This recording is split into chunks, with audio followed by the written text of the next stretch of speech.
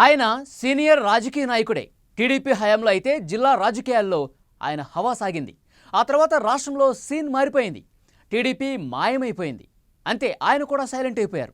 తర్వాత పార్టీ మారిపోయారు. ఎన్నికల్లో పోటీ చేద్దామనుకుంటే ఏదో ఒక అడ్డంకి ఈసారి ఈటల రూపంలో ఎదురైంది. మరి ఆయన ఏం చేయబోతున్నారు? తాడోపేడో తేల్చుకుంటారా? ఇంతకీ ఆ సీనియర్ నాయకుడు ఎవరు?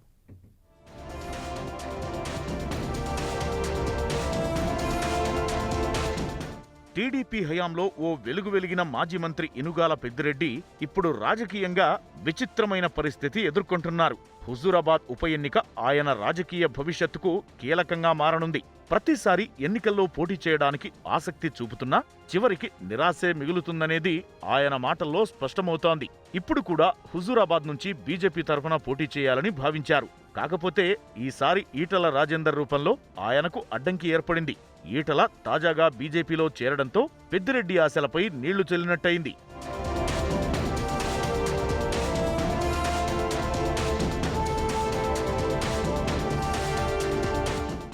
రాజకీయ మార్పులతో నియోజకవర్గానికి దూరమయ్యారు పెద్దిరెడ్డి.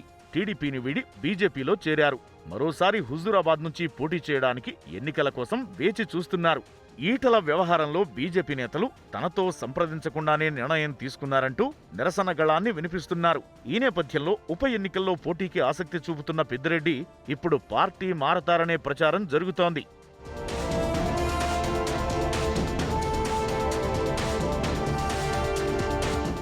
పెద్దిరెడ్డి హుజూరాబాద్లో పర్యటించడం చర్చనీయాంశమైంది. ఇటీవల మరణించిన తన దగ్గరి మిత్రుల కుటుంబాలను పరామర్శించారు. అనంతరం ఆయన అనుచరులు సన్నిహితులతో సమావేశం నిర్వహించారు. ఈటలకు సహకరించేది లేదని ఓపెన్ గా చెప్పిన పెద్దిరెడ్డి ఎన్నికల ప్రచారానికి సైతం ఇష్టపడడం లేదు. సీనియర్ నాయకుడైన తనతో ఇంతవరకు ఈటల మాట్లాడలేదని, ఆయన కోసం ప్రచారం చేయాల్సిన అవసరం తనకు లేదని తేల్చి చెబుతున్నారు. ఇక బీజేపీ నాయకత్వం తనకు అన్యాయం చేసిందనే భావనలో ఉన్న పెద్దిరెడ్డి ఆ పార్టీకి రెబెల్ గా మారే అవకాశముంది.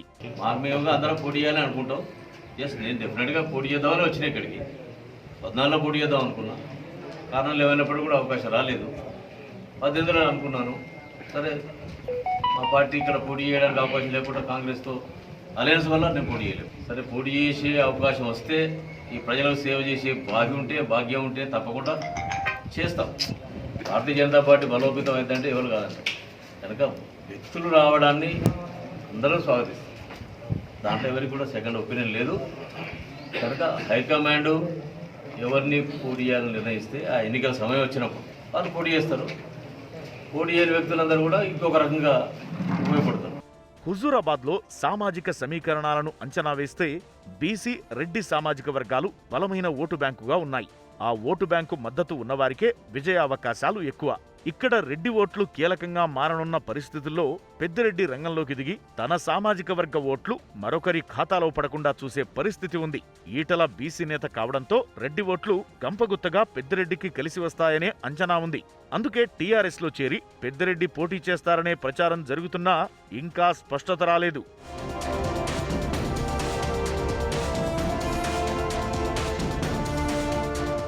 గత ఎన్నికల్లో కాంగ్రెస్ తరఫున పోటీ చేసిన కౌశిక్ రెడ్డి కూడా టీఆర్ఎస్ లో చేరే ఆలోచనలో ఉన్నారని అంటున్నారు. టీఆర్ఎస్, కాంగ్రెస్ పార్టీల నుంచి పోటీ చేయడం కుదరకపోతే స్వతంత్ర అభ్యర్థిగానైనా పెద్దిరెడ్డి రంగంలోకి దిగుతారని అంటున్నారు.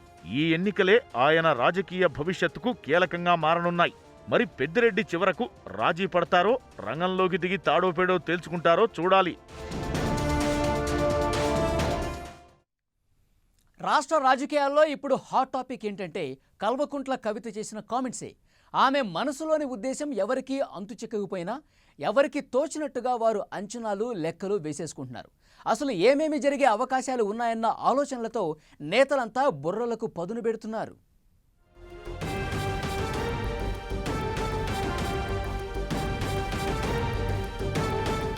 తెలంగాణ రాజకీయాల్లో కల్వకుంట్ల కవిత వేడి పుట్టించారు.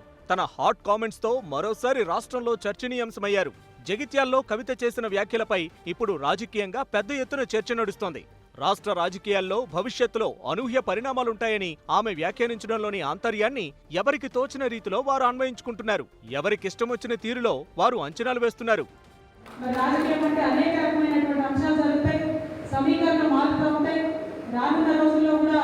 ఇంట్రెస్టింగ్ విషయాలు జరగబోతా ఉన్నాయి. మరి ఏది ఎట్లా జరిగినా కూడా ఇవాళ రాష్ట్రంలో టీఆర్ఎస్ పార్టీ ఒక ఎదురులేని బలీయమైనటువంటి శక్తిగా ప్రజలందరి ఆశీస్సులతో కొనసాగుతుంది. జాతీయ రాష్ట్ర రాజకీయాలపై అవగాహన ఉన్న కవిత భవిష్యత్ రాజకీయాలపై తన అభిప్రాయాన్ని వెల్లడించడం రాజకీయ వర్గాల్లో చర్చనీయాంశంగా మారాయి. జగిత్యాల నుంచి ఢిల్లీ వరకు ఎలాంటి మార్పులైనా ఉండే అవకాశం ఉందనే చర్చ మొదలైంది. టీటీడీపీ అధ్యక్షులు ఎల్ రమణ టీఆర్ఎస్ లో చేరడం దాదాపు ఖాయమేనన్న ప్రచారం జరుగుతున్న నేపథ్యంలో ఆయన్నుద్దేశించి కవిత వ్యాఖ్యలు చేశారా లేక ఇంకేమైనా ఉందా అనే డిస్కషన్ జరుగుతోంది. ఆయన చేరితే రాష్ట్రంలో టీడీపీ దుకాణం క్లోజ్ అయినట్టే.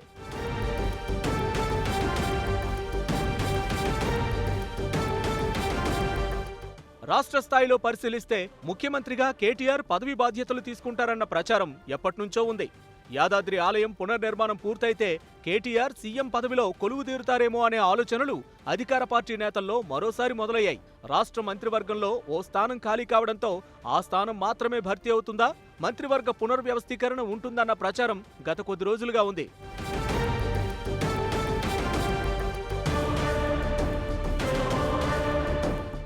ఈటెల స్థానాన్ని భర్తీ చేయడంతో పాటు మరికొంతమందికి ఉద్వాసన తప్పదన్న గుసగుసలు పార్టీలో వినిపిస్తున్నాయి. ఇదే జరిగితే ఎమ్మెల్సీ కవితను కూడా కేబినెట్లోకి తీసుకుంటారా అన్న వాదన మొదలైంది. కేంద్ర ప్రభుత్వంపై అప్పుడప్పుడు ఆగ్రహం వ్యక్తం చేస్తున్న గులాబీ దళం భవిష్యత్తులో కేంద్ర ప్రభుత్వంతో దగ్గరయ్యే అవకాశాలు లేకపోలేదన్న వాదన ఉంది. అయితే ఫెడరల్ ఫ్రంట్ పేరుతో సీఎం కేసీఆర్ మరోసారి జాతీయ పార్టీలకు వ్యతిరేకంగా ప్రాంతీయ పార్టీల మద్దతు కూడగట్టేందుకు సిద్ధమవుతారనే అంచనాలు కూడా కవిత వ్యాఖ్యల తరువాత జోరందుకున్నాయి. మరి కల్వకుంట్ల కవిత ఏ ఉద్దేశంతో ఆ వ్యాఖ్యలు చేశారన్నది స్పష్టంగా ఎవరికీ అంతుచెక్కడం లేదు. దీంతో ఎవరికి తోచిన విధంగా వారు ఊహాగానాలు చేస్తున్నారు. ఏపీ శాసన మండలి చైర్మన్ పదవి విషయంలో జగన్ కీలక నిర్ణయం తీసుకున్నారా? ఈసారి ఆ పోస్టు ఎస్సీ సామాజిక వర్గానికి కేటాయించనున్నారా? మొదట్లో బీసీకి, ఆ తర్వాత మైనారిటీకి ఇస్తారని టాక్ నడిచింది. అయితే తాజాగా ఎస్సీలకు ఫిక్స్ అయిందనే ప్రచారం. ఒకవేళ అదే నిజమైతే ఎవరికి దక్కబోతోంది?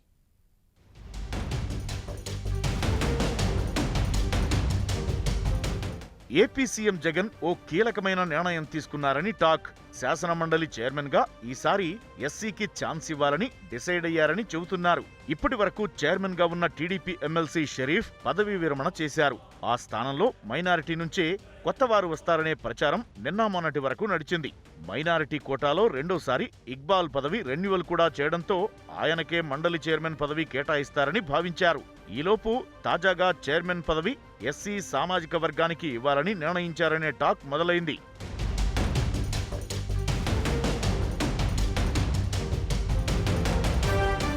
ఇప్పటికే అసెంబ్లీ స్పీకర్ పదవి బీసీ వర్గానికి చెందిన తమ్మినేనికి ఇచ్చినందున మండలి చైర్మన్ పదవి ఎస్సీ వర్గానికి ఇవ్వాలనే నిర్ణయానికి జగన్ వచ్చినట్టు తెలుస్తోంది. మండలి డిప్యూటీ చైర్మన్ గా మైనారిటీకి ఛాన్స్ ఇస్తారంటున్నారు వైసీపీ నేతలు. ఎస్సీ కోటాలో పాతవారికి కాకుండా తాజాగా గవర్నర్ కోటాలో ఎమ్మెల్సీగా నామినేట్ అయిన మోసేన్ రాజుకు ఛాన్స్ ఇస్తారంటూ పార్టీలో చర్చ జరుగుతోంది.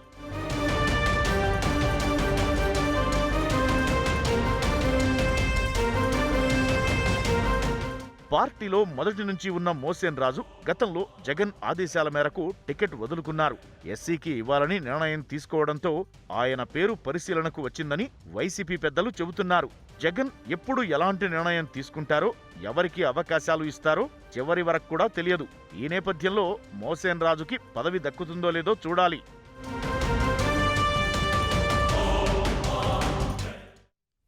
తిరుపతి నగరంపై యువరాజు క్రమంగా పట్టు బిగిస్తున్నారు. తండ్రి రాజకీయ వారసత్వాన్ని పుణిగిపుచ్చుకున్న ఆయన వడివడిగా ముందుకు అడుగులు వేస్తూ పట్టాభిషేకానికి సిద్ధమవుతున్నారు. ఇప్పటికే ఓ చిన్న స్థాయి ప్రజాప్రతినిధిగా గెలిచిన ఆయన భవిష్యత్తులో పెద్ద పోస్టుపైనే కన్నేశారు. వచ్చే అసెంబ్లీ ఎన్నికల నాటికి తండ్రి సీటులో కూర్చునేందుకు ఇప్పటి నుంచే ప్లాన్స్ వేసుకుంటున్నారు. ఇంతకీ ఆ వారసుడు ఎవరు?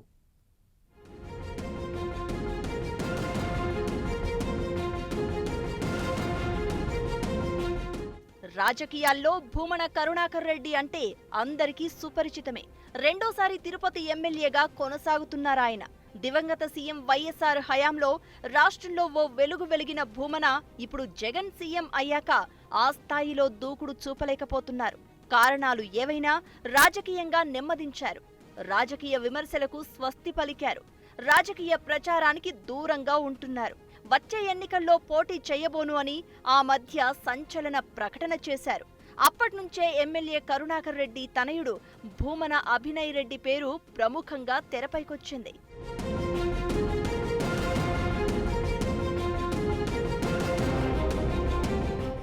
నిజానికి అభినయ్ రెడ్డి గడిచిన 10 ఏళ్లుగా తండ్రికి రాజకీయంగా చేదోడువాదోడుగా ఉంటున్నారు.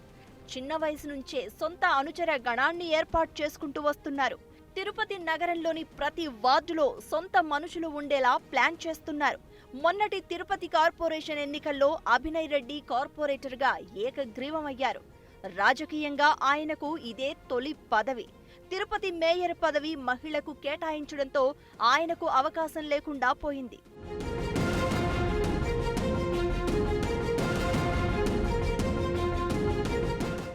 అభినయ్ రెడ్డిని డిప్యూటీ మేయర్ని చేయాలని తొలుత నిర్ణయం తీసుకున్నారు. అయితే తండ్రి ఎమ్మెల్యే, కుమారుడు డిప్యూటీ మేయర్ అంటే ఏమైనా రాజకీయ విమర్శలు ఎదుర్కోవాల్సి వస్తుందనే భావనతో డిప్యూటీ మేయర్ పదవి వద్దనుకున్నారు. మరో వ్యక్తికి డిప్యూటీ మేయర్ పదవిని కట్టబెట్టారు. రెండో డిప్యూటీ మేయర్ పదవిని ప్రభుత్వం సృష్టించడంతో మరోసారి అభినయ్ రెడ్డి పేరు తెరపైకి వచ్చింది. ఈ దఫా ఆయన డిప్యూటీ మేయర్ కావడం ఖాయం అంటూ నగరంలో జోరుగా ప్రచారం జరుగుతోంది.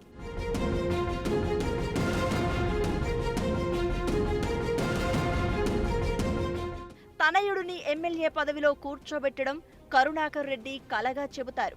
ఈ నేపథ్యంలోనే అభినయ్ రెడ్డి మొన్న కార్పొరేటర్, రేపు డిప్యూటీ మేయర్ అన్ని అనుకూలిస్తే వచ్చే అసెంబ్లీ ఎన్నికల్లో తాను తప్పుకుని కుమారుడిని బరిలో నిలపాలన్నది కరుణాకర్ రెడ్డి ఆలోచన. అభినయ్ను ఆ దిశగానే భూమన తీర్చిదిద్దుతున్నారు. ముఖ్యమైన కార్యక్రమాలకు తండ్రి కొడుకులు హాజరవుతున్నారు. సీఎం, మంత్రులను కలిసే సమయంలోనూ తండ్రితో కలిసి ముందుంటున్నారు అభినయ్. పార్టీ కార్యక్రమాల్లోనూ చురుకుగా ఉంటున్నారు.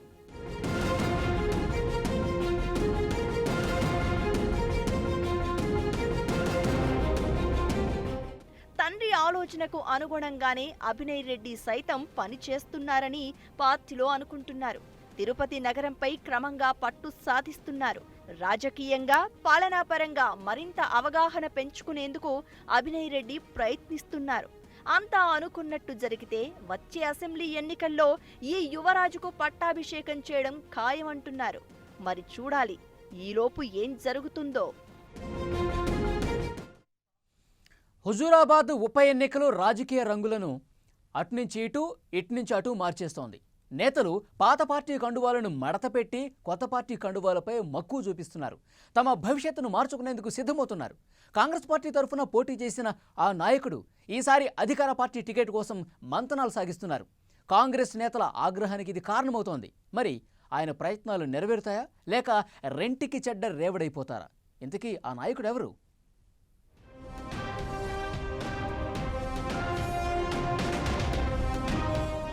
రాజకీయాల్లో అటువారిటు ఇటువారటు వెళ్లడం, వేరువేరు పార్టీల తరపున ప్రత్యర్థులుగా తలపడిన వారే ఆ తరువాత పార్టీలు మారి పోటీ పడటం మామూలే.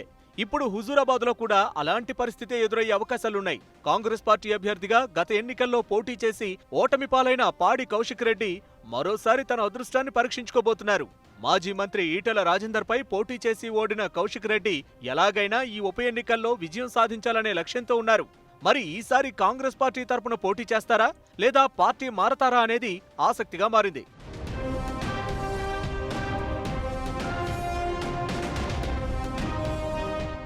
మరోసారి ఓటమిని చవిచూడాల్సి వస్తుందని భావిస్తున్నారో ఏమో కానీ ఒక్క ఛాన్స్ ఇవ్వాలంటూ టీఆర్ఎస్ నేతల చుట్టూ తిరుగుతున్నారని పొలిటికల్ సర్కిల్లో జోరుగా ప్రచారం జరుగుతోంది.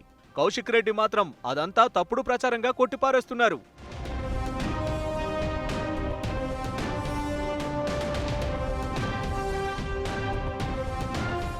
దుబ్బాక ఉప ఎన్నికలు కాంగ్రెస్ పార్టీకి కోలుకోలేని షాక్ ఇచ్చినట్లయింది. చాలా మంది నేతల రాజకీయ భవిష్యత్తును తలుచుకుంటూ ఆందోళన చెందుతున్నారు. భవిష్యత్ పరిణామాలను అంచనా వేసుకుని కౌశిక్ రెడ్డి టీఆర్ఎస్లో చేరడానికి ఆసక్తిగా ఉన్నట్లు తెలుస్తోంది.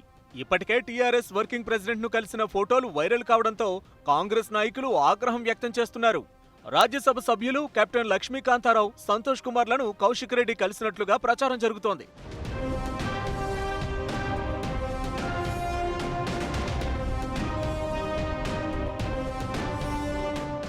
కాంగ్రెస్ లో ఉంటూ టీఆర్ఎస్ ఏజెంట్ గా పనిచేస్తున్నావంటూ కరీంనగర్ జిల్లా కాంగ్రెస్ నేతలు ఫైర్ అవుతూ కౌశిక్ ను పార్టీ నుండి సస్పెండ్ చేయాలని అధిష్టానాన్ని డిమాండ్ చేస్తున్నారు.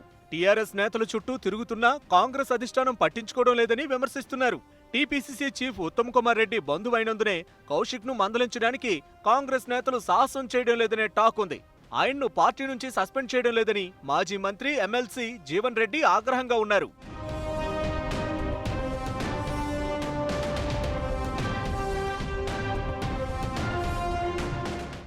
ఉప ఎన్నికల్లో బీజేపీ తరపున ఈటెల పోటీ చేయడం పక్కా. ఇంకా టీఆర్ఎస్ అభ్యర్థి ఎవరనేది డిసైడ్ కాకపోవడంతో చాలా మంది ఆశావహులు అధిష్టానం వద్ద ఒక్క ఛాన్స్ అంటూ క్యూ కడుతున్నారు. నియోజకవర్గంలో టీఆర్ఎస్ బలంగా ఉండటంతో పాటుగా సంక్షేమ పథకాలు, కేసీఆర్ బొమ్మ తమను గెలిపిస్తుందనే ధీమా చాలా మంది నేతల్లో ఉంది. దీంతో ఎవరి ప్రయత్నాలు వారు చేస్తున్నారు. అదే దారిలో కాంగ్రెస్ నుంచి కౌశిక్ రెడ్డి సైతం టీఆర్ఎస్ లో చేరి ఎమ్మెల్యేగా విజయం సాధించవచ్చనే ఆశతో ఉన్నారు. కాంగ్రెస్ టికెట్ ఎలాగో తనకే ఇస్తారనే ధీమాతోనే టీఆర్ఎస్ టికెట్ కోసం శాయశక్తులా ప్రయత్నాలు చేస్తున్నారనేది పొలిటికల్ టాక్.